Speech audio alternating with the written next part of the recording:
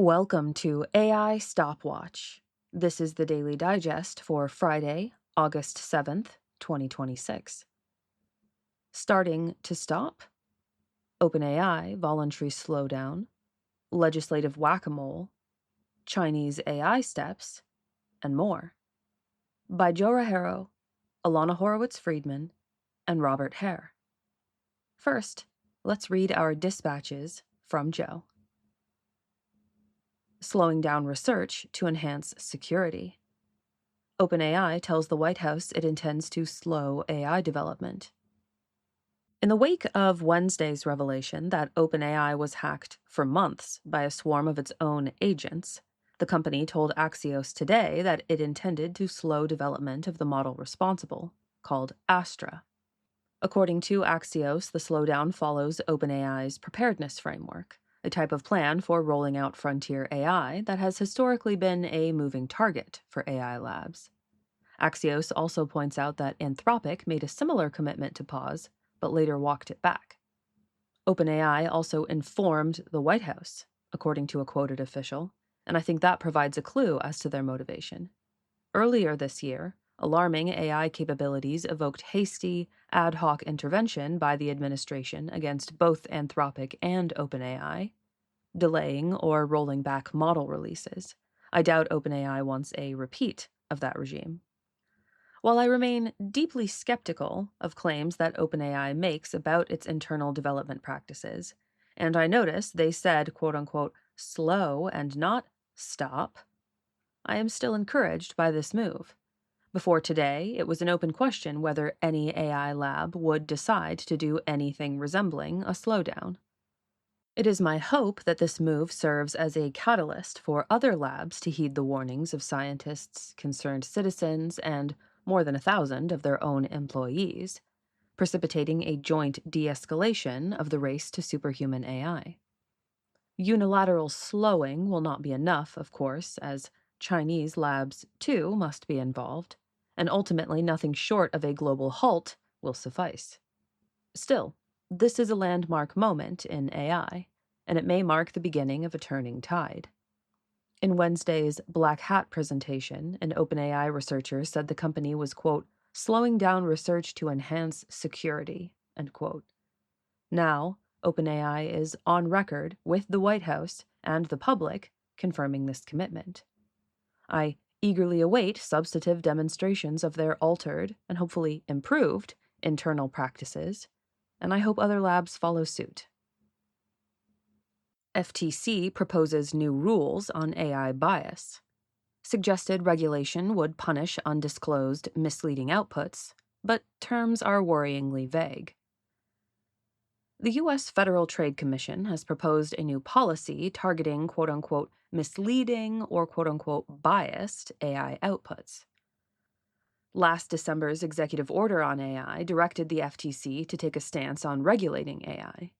Last month, the FTC obliged, releasing a policy statement and opening it for public comment, and the statement was recently covered by Fox News. The gist? Chatbots are products that inform and assist users, who reasonably expect those products to balance, quote, succinctness, clarity, relevance, accuracy, and other objectives, end quote, in their outputs. But if AI companies introduce hidden bias into those outputs, without clearly disclosing they've done so, that's lying to consumers, and the FTC can crack down. The principle is sound, but the practice is complicated. The FTC is used to regulating traditional products, software or otherwise, with predictable programmed behavior and mechanics. As I've written before, though, chatbots are an unprecedented level of weirdness. AI companies don't actually have that much control over the way their AIs behave. Just look at sycophancy and AI psychosis, Grok Mecha Hitler 4, or the recent spate of AIs conspiring to break out of containment. When it comes to modern AI, there is no such thing as a baseline, neutral, unsteered output. AI behavior is the consequence of millions of barely understood tweaks and decisions in the algorithms and data that train them. Perhaps it's a good thing, then, that the FTC suggests a get-out-of-fines-free card. A sufficiently clear disclaimer might absolve AI companies of blame for misleading outputs. They offer some guidelines about what might qualify as sufficient, but only in broad terms. Even with the clarifications, I could imagine the proposed policy merely causing a proliferation of widely ignored warnings like those seen on cigarette packs. Though I do wonder what sort of disclaimers may be deemed necessary. Warning: this product may spontaneously plot its escape and go on a hacking rampage. Is it enough to publicize the system prompt? Do AI labs need to explicitly and repeatedly flag for users that their training penalizes use of racist language? The FTC seems to say, maybe. Quote, an adequate disclaimer could not be buried in terms of service, for instance. It would have to clearly and conspicuously dispel the notion that the system is designed to give the best answer possible. Such a disclaimer would need to be prominent, and it is doubtful a one-time disclosure subsequently hidden away in fine print would suffice. End quote. Still, a loud disclaimer is not that hard to set up. I wonder whether this loophole is a deliberate choice on the FTC's part, nominally deferring to the admin while avoiding regulations with politically controversial teeth. Both the executive order and the subsequent policy statement explicitly aim to preempt state AI regulation that, the authors claim, might force AI companies to bias their products' outputs. The FTC's policy statement gestures at politically charged terms like equity and disparate impact, in a way that suggests their intent goes beyond strictly protecting consumers. Fox News went a step further and touted the policy as a way to curtail left-leaning chatbots. I'm worried that the proposed policy is too vague. I'm not a legal expert, but it seems like an official federal policy that says undisclosed output steering is deceptive might backfire when states begin to sue AI companies on those grounds. With the field as chaotic as it is, both sides could have a devil of a time proving what constitutes steering AI behavior or a sufficiently clear disclaimer. More broadly, I worry that the difficulties in judging what constitutes misleading or undisclosed may enable selective enforcement that is itself a dangerous kind of censorship. That concern extends to state and federal policies. I don't particularly trust our highly polarized government or its agencies to decide which claims are objective or unbiased, whether those claims are made by AIs or humans. I don't like the precedent this sets, no matter who's in charge, from year to year. Dispatch from Alana. America is playing legislative whack-a-mole. Standard measures are struggling to keep up with widespread disruption. As AI disrupts jobs, media, and other aspects of daily life, society is scrambling to tackle small pieces of the puzzle.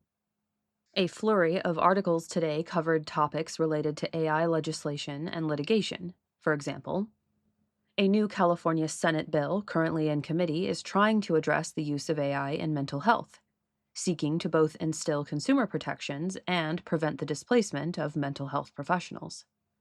Federal legislation introduced Thursday aims to address job displacement by creating a worker protection agency, which would be funded by taxing AI companies on the hire of token price or generated revenue. A Reuters piece asks, when AI agents escape containment and launch cyber attacks against real companies, as has recently happened with agents from OpenAI, Anthropic, and Meta, who can be sued? And an Axios article covers state laws that attempt to tackle the use of deepfakes in election ads. Laws that are currently in effect to varying degrees in 29 states and are, quote, creating different realities for voters depending on where they live, end quote. It seems we're playing whack-a-mole. AI has already caused an enormous amount of societal disruption, and it's not showing signs of slowing. Meanwhile, we're trying to fix a problem here and there without really knowing what the answers are. Take the California bill, for example. According to AP News, it, quote, would ban companies from advertising chatbots as therapy, prohibit AI from making therapeutic decisions without the review of a licensed professional, and require health providers to disclose and get a patient's permission before using AI tools to record therapy sessions or to triage mental health care. End quote. These could be useful measures, or they could do harm. I'd argue we don't have the data to know which. For example, AI use could help people who wouldn't otherwise seek a therapist gain support and counsel. It's unclear whether AI therapy is better or worse than no therapy at all. Regarding triage, I'd guess both human-led and AI-led triage are imperfect systems, and AI likely has a speed advantage, potentially enabling more people to get care.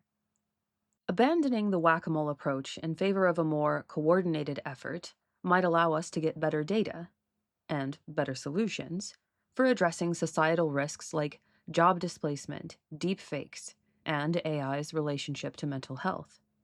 It would be nice if the pace of AI slowed enough to allow us time to do that before things get worse. In the meantime, we'll likely keep plowing ahead with questionable risk mitigation tools.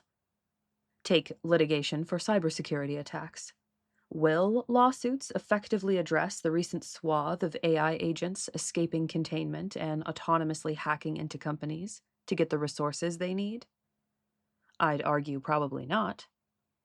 This type of tenacious, resource-acquiring behavior is something experts have long warned about.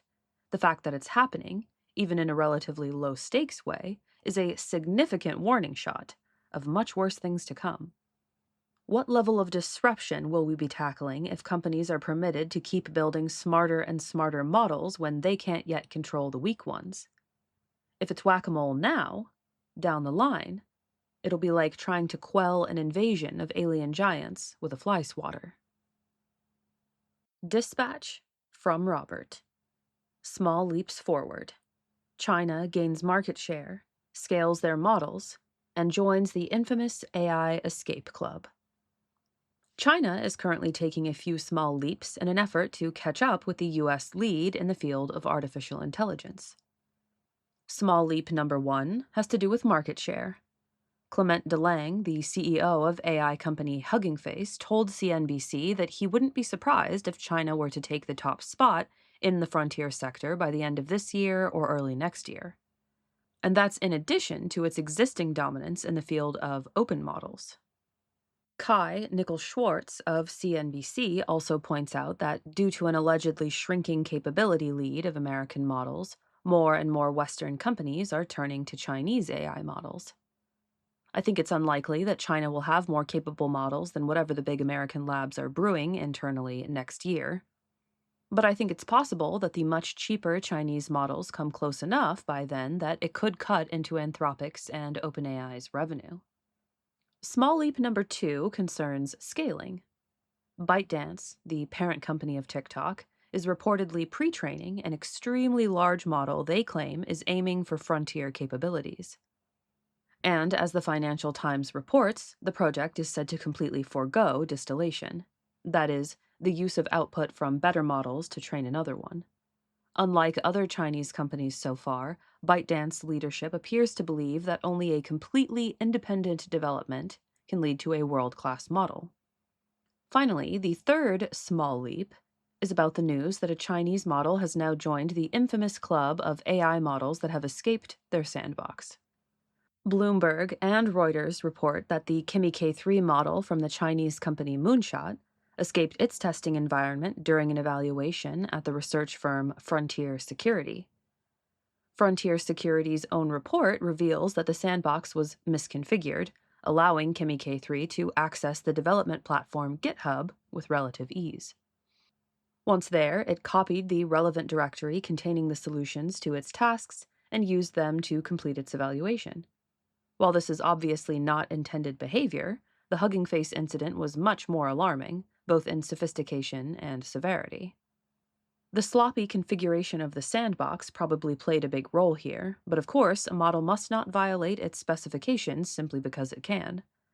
Unlike the misbehaving models from Anthropic and OpenAI, Kimi K3, as an open weights model, is freely available and can be deployed without any guardrails by anyone with sufficient computing power. That makes both misuse and misbehavior more likely. And this is not just a problem for big corporations, but also for smaller companies and private individuals. While a non-airtight sandbox may be a lapse in security, we must assume that the systems of private individuals and smaller companies are not any better secured. The Chinese labs are racing after their US counterparts, and even if their models won't achieve full parity in the next months, they will be capable enough to potentially do a lot of harm. As far as we know, the plans are still to make them publicly available. It likely won't be long before anyone with enough computing capacity can essentially have their own superhuman hacker. We are not sufficiently prepared for this. That's all for today. My name is Tango Batelli, and you've been listening to AI Stopwatch, Dispatches from a World Racing to Extinction. The analyses and opinions expressed on AI Stopwatch reflect the views of the individual contributors and the sources they cover and should not be taken as official positions of the Machine Intelligence Research Institute. Please support the AI Stopwatch podcast with a like, share, or review on your platform of choice. And we'll see you tomorrow.